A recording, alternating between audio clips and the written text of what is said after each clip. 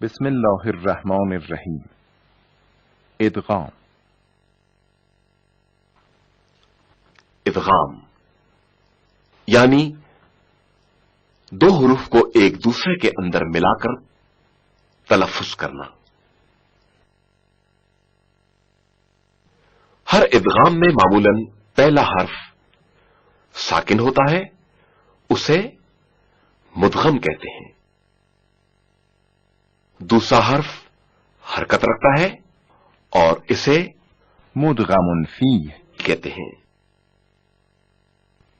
اس مثال میں دال ساکن جو مدغم ہے، حرکت والے دال میں جو مدغم فیہ ہے ادغام ہو گیا ہے.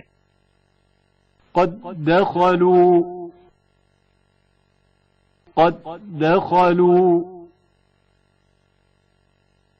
ادغام کے مقامات.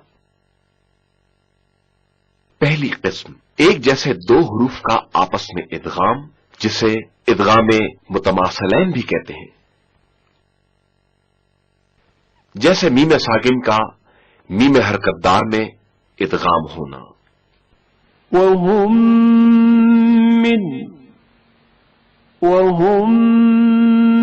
من یا نون ساکن کا نون متحرک میں ادغام ہونا. إن نشأ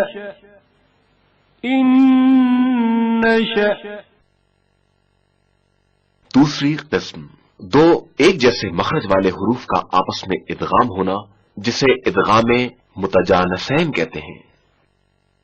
مثلا دال ساکن کا تائے متحرک میں ادغام ہونا.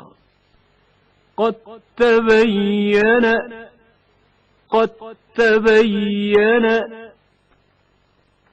دال ساکن کی آواز واضح طور پر سنائی نہیں دیتی، اس کے بدلے تا کی آواز تشدید کے ساتھ ادا ہوتی ہے. قد تبين تائے ساکن کا دال حرکت دار میں ادغام ہونا، جس کے دو مقامات ہیں. مقام اول أثقلت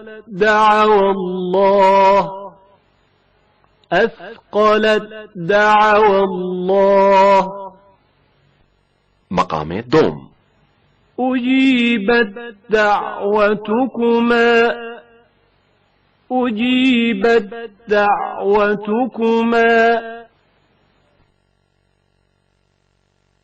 تائے ساکن کا تائے متحرک میں ادغام. مثلا قالت طائفة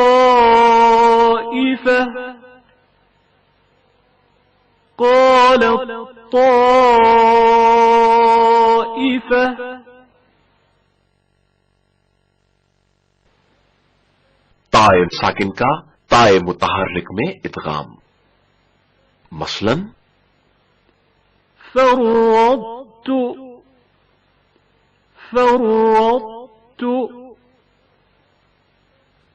بسطت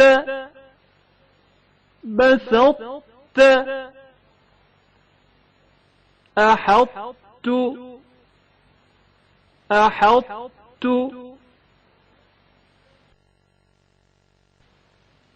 زال ساکن کا زائے متحرک میں ادغام. مثلا إذ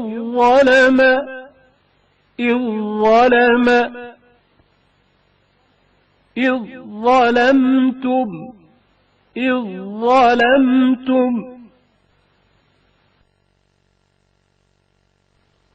سائے ساکن کا زال متحرک میں ادغام. مثلا يلهث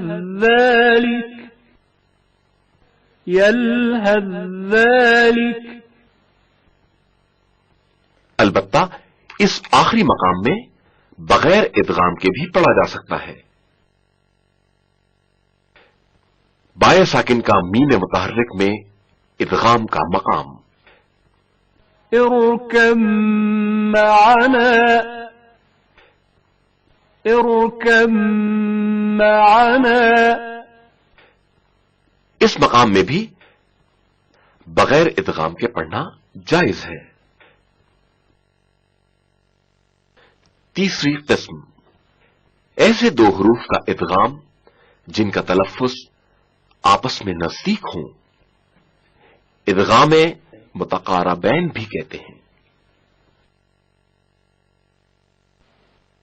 قاف ساکن کا کاف متحرک میں ادغام. نخلقكم. ادغام کی حالت میں نخلقكم نخلقكم پڑھا جاتا ہے. لام ساکن کا رائے متحرک میں ادغام.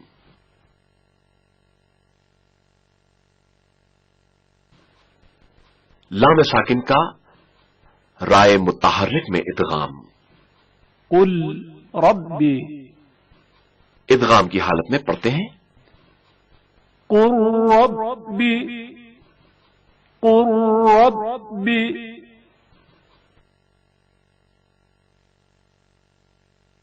لام ساکن کا بل.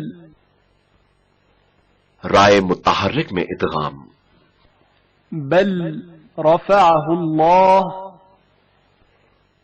ادغام کی حالت میں پڑھتے ہیں بل رفعه الله بل رفعه الله.